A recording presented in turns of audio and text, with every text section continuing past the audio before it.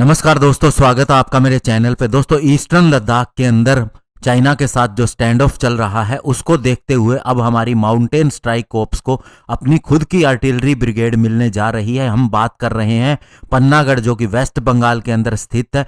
वहां पर जो माउंटेन स्ट्राइक कोर्प्स बेस्ड है उसे अपनी खुद की आर्टिलरी ब्रिगेड मिलने वाली है। तो आज इसी पर बात करेंगे। चलिए दोस्तों शुरू करते हैं।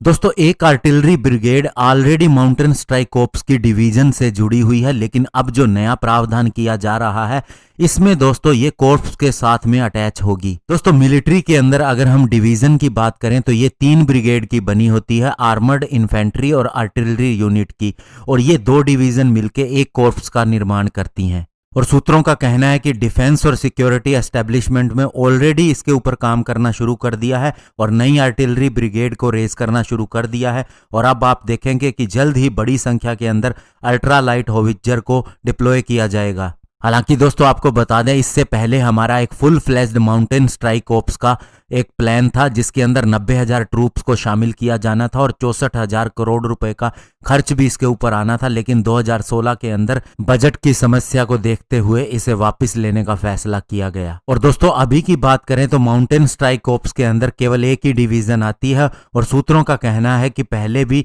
नई डिवीजन को रेज करने के ऊपर कोई गति नहीं हुई थी जिसे पठानकोट के अंदर डिप्लॉय किया जाना था। लेकिन अब ये जो नया आर्मी का डिसीजन आ रहा है ये इसलिए आया है कि ये अपनी फाइटिंग फॉर्मेशन को ड्यूल टास्क फोर्स के अंदर बदलना चाहती है, ताकि अगर चाइना और पाकिस्तान दोनों से उलझना पड़े तो उनका मुकाबला किया जा सके। और माउंटेन वारफेयर के अंदर जो क्रिटिकल कंपोनेंट होता है वो ये नई आर्टिलरी ब्रिगेड होगी जो कोर्प्स से जुड़ेगी, और इन्फेंट्री और एयरफोर्स की तरह ही ये पूरी तरह से माउंटेन वारफेयर के लिए बहुत ही ज्यादा जरूरी भी है। और दोस्तों सबसे बड़ी बात, अगर हम अपनी फौज को या फिर अपनी आर्मी को लगाएं, उसकी पावर का इस्तेमाल करें, तो हर टेरिन के अंदर इसका इस्तेमाल नहीं किया जा सकता, स्पेशली माउंटेनियस एरिया के अंदर।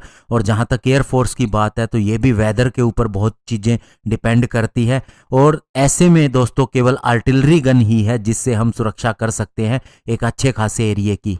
किसी भी ऑफेंसिव इन्फेंट्री ऑपरेशन के लिए अगर प्लेन के अंदर हम बात करें तो 1:3 का रेशो रहता है, वही दोस्तों माउंटेन्स के अंदर ये 1:9 का हो जाता है। जिसका कहने का मतलब ये है कि अगर माउंटेन के अंदर एक एनिमी है तो आपको 9 उसके बदले में लगानी पड़ेगी। और माउंटेन वारफेयर का सारे डायनामिक्स प्लेन के मुकाबले बहुत ही डिफरेंट है। तो दोस्तों ओरिजिनली हमने जो माउंटेन स्ट्राइक कोर्प्स बनाने का फैसला किया था ये 2000 के अंदर किया था और 2013 के अंदर इसे सैंक्शन मिली थी, लेकिन बाद में बजट की वजह से इसे वापस ले लिया गया। और इस कोर्प्स के अंदर सोचा गया था कि 2 डिवीजन होंगी, रेगुलरली ये 3 होती हैं, और केवल पन्नागढ़ बेस्ड 51 डिवीजन को ही रेज किया गया और दूसरी डिवीजन को रेज करने का विचार एक बार के लिए छोड़ दिया गया। और उसके बाद दोस्तों ये सोचा गया कि माउंटेन स्ट्राइक कोर्प्स को एक इंटीग्रेटेड बैटल ग्रुप के अंदर बदला जाए। इस कॉन्सेप्ट को army chief general Bipin Rawat लेके आए थे। और माउंटेन स्ट्राइक कोर्प्स को 17 कोर्प्स भी कहते हैं दोस्तों। इसने लास्ट ईयर ही डेब्यू किया था जब इसने एक मैसिव एक्सरसाइज की जिसका नाम था हिमविजय,